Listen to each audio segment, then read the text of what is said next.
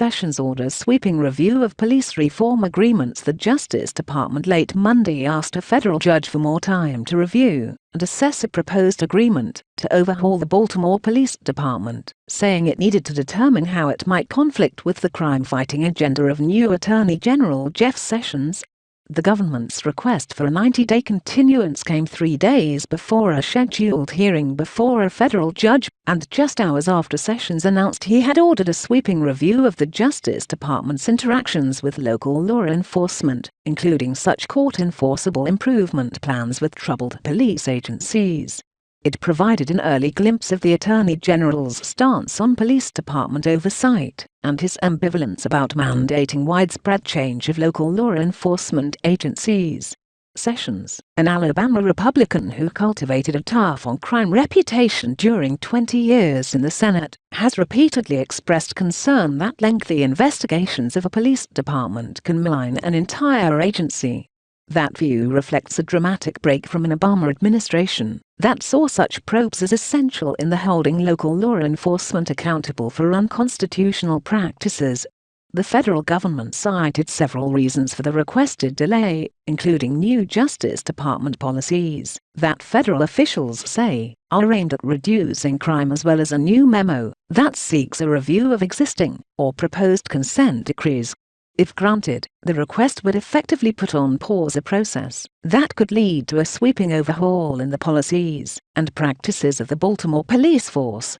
The two sides reached agreement on a consent decree earlier this year before Attorney General Loretta Lynch left the Justice Department.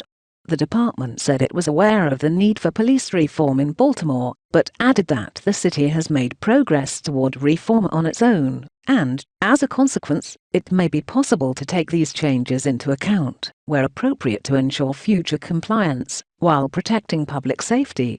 Both the Baltimore Police Department and Mayor Catherine Pugh said a delay would threaten public trust in the process. "We want to move forward," Pugh told the Associated Press. "We want to work with our police department. We believe there are reforms needed." The filing echoed a far-ranging memo made public Monday that called for an immediate review of all department activities, including existing or contemplated consent decrees, which were a staple of the Obama administration's efforts to overhaul agencies after racially charged incidents. A department spokeswoman would not elaborate on which consent decrees would get a fresh look or describe the potential outcomes.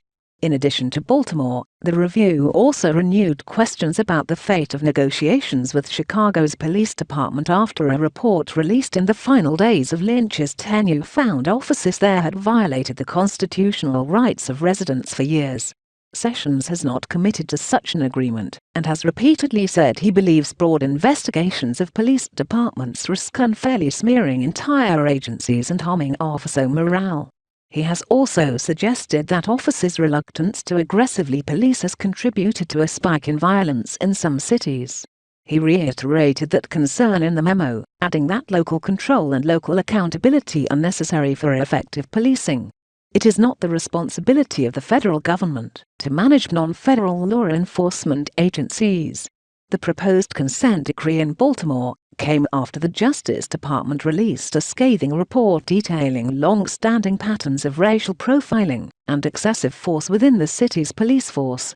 The review was prompted by the death of Freddie Gray, a 25-year-old black man whose neck was broken in the back of a transport wagon and whose death roiled the city. Activist Ray Kelly said the requested delay threatened to undermine hard-fought efforts to heal the fractured relationship. While consent decrees that are in negotiation, or have not yet been reached, could now be in the balance under new leadership, it would be harder to change the consent decrees that already exist in cities such as Cleveland, Albuquerque, New Mexico, and Ferguson, Missouri.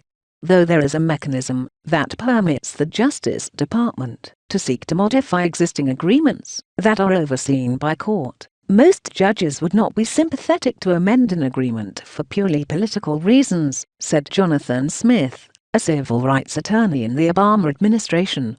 He said it was possible that a consent decree in Chicago could still be reached. Both sides reached an agreement in principle earlier this year because of political pressures. Whether that agreement will be any good and effective, I think, is much harder to know, Smith said.